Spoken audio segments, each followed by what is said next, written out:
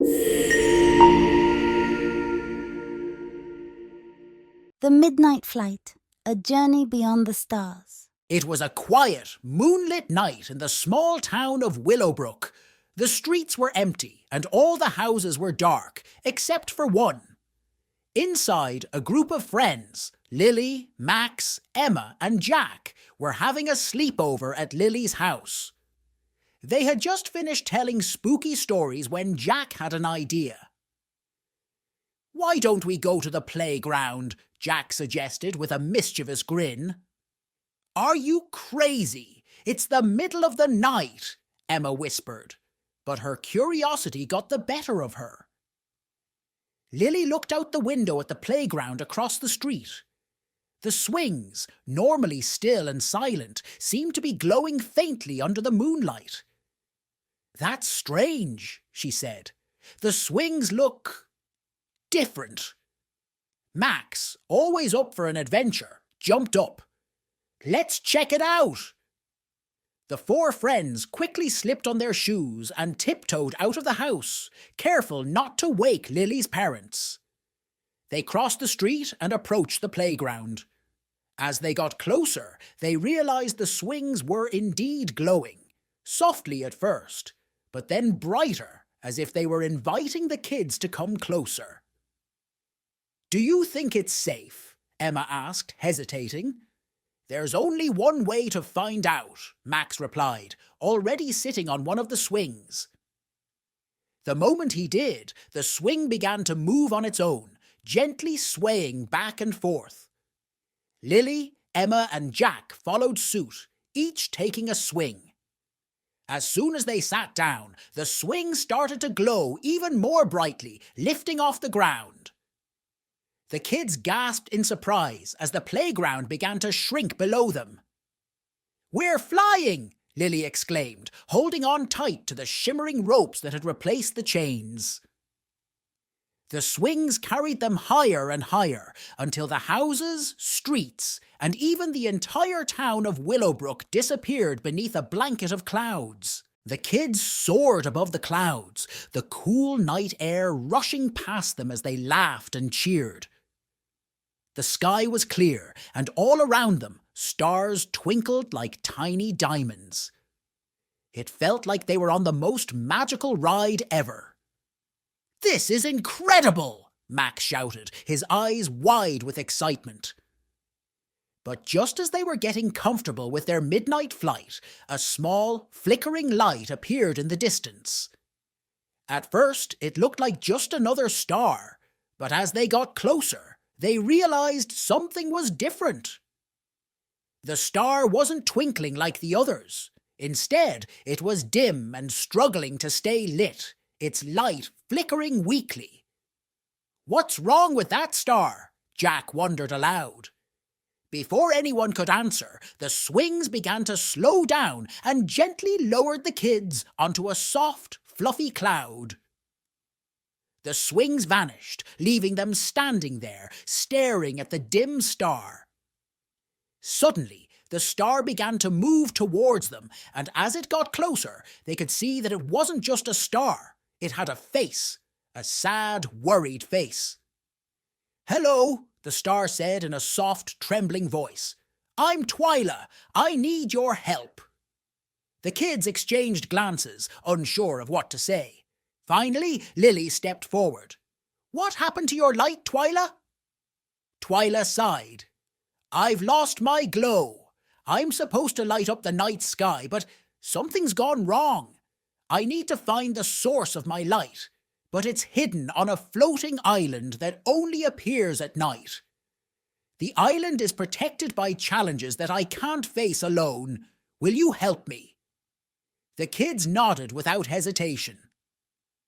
"Of course, we'll help you," Lily said, her heart filled with determination. "Thank you," Twyla whispered. "But we must hurry. If we don't restore my light before the first rays of dawn, I'll fade away forever, and you might be stuck in the sky with me." With Twyla leading the way, the kids walked across the cloud until they reached the edge. Below them, the night sky stretched out endlessly, but far in the distance, they could see a small, glowing island floating above the horizon. "That's the Island of Challenges," Twyla explained, "but getting there won't be easy." As they stared at the island, the cloud they were standing on began to drift towards it, carried by a gentle breeze. The closer they got, the more they could see. The island was covered in a thick, swirling fog that seemed to be alive, shifting and twisting like a living creature. The cloud stopped just before the fog, and Twyla turned to the kids. "The first challenge is to find your way through the fog of forgetfulness.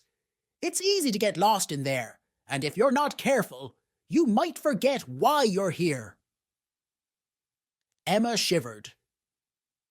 "How will we know which way to go?" Twyla thought for a moment. "The fog can't reach into your heart. If you focus on the reason you're here, to help me, you won't lose your way." The kids took a deep breath and stepped into the fog, holding hands to keep from getting separated. The moment they entered, the world around them became a swirling maze of shadows and mist. Shapes and whispers surrounded them, trying to distract them, but they kept their eyes forward, thinking only of Twyla and their mission. "Stay together," Max said, squeezing Lily's hand. "Don't let go." As they moved forward, the fog grew thicker, but they kept going. Finally, after what felt like hours, they emerged on the other side, the fog lifting to reveal a shimmering bridge made of stars. The bridge was beautiful, each star glowing softly beneath their feet, but there was something strange about it. As they took their first step onto the bridge, they noticed that the stars began to fade behind them, disappearing into the darkness. "We have to keep moving," Jack said urgently. "If the stars disappear, we'll have nothing to stand on." The kids quickly but carefully made their way across the bridge, trying not to look down at the endless sky below. The stars continued to vanish with every step, the bridge growing shorter and shorter behind them. "Don't stop," Lily encouraged, leading the way. Just as the last star in front of them started to fade, they jumped onto solid ground. The bridge disappeared completely, leaving them standing on the island. They had made it across, but there was no time to celebrate. Twyla's light was growing dimmer by the minute. Ahead of them stood a large, ancient tree with branches that stretched high into the sky. Perched on one of the branches was a wise-looking owl with bright, golden eyes. "Welcome, travellers," the owl said, its voice deep and echoing. "To pass this final challenge, you must solve my riddle. If you answer correctly, Twyla will find the source of her light. But if you fail, you will be lost here forever." The kids nodded, ready to listen. The owl cleared its throat and began. "I speak without a mouth and hear without ears. I have no body, but I come alive with wind. What am I?" The kids thought hard, each of them trying to figure out the answer. The riddle was tricky, but they knew they had to solve it quickly. Twyla's light was almost completely gone. "I think I know," Emma said suddenly. "It's an echo." The owl blinked its golden eyes and smiled. "You are correct, little one. An echo it is." With that, the tree's branches parted, revealing a hidden cave glowing with a soft, warm light. Inside, they could see a small, glowing orb, the source of Twyla's light. Twyla floated towards the cave, her light flickering back to life as she neared the orb. When she touched it, her glow returned in full force, shining brighter than ever before. The first light of dawn was just beginning to break over the horizon as the kids hurried back to Lily's house. They slipped inside quietly, hearts still racing from their incredible adventure. As they settled down in their sleeping bags, the sun began to rise, filling the room with warm, golden light. "Do you think anyone will believe us?" Jack asked, his voice filled with wonder. "Probably not," Max said with a laugh, "but we'll always remember it." Lily smiled as she closed her eyes, the image of Twyla's bright, shining light still fresh in her mind.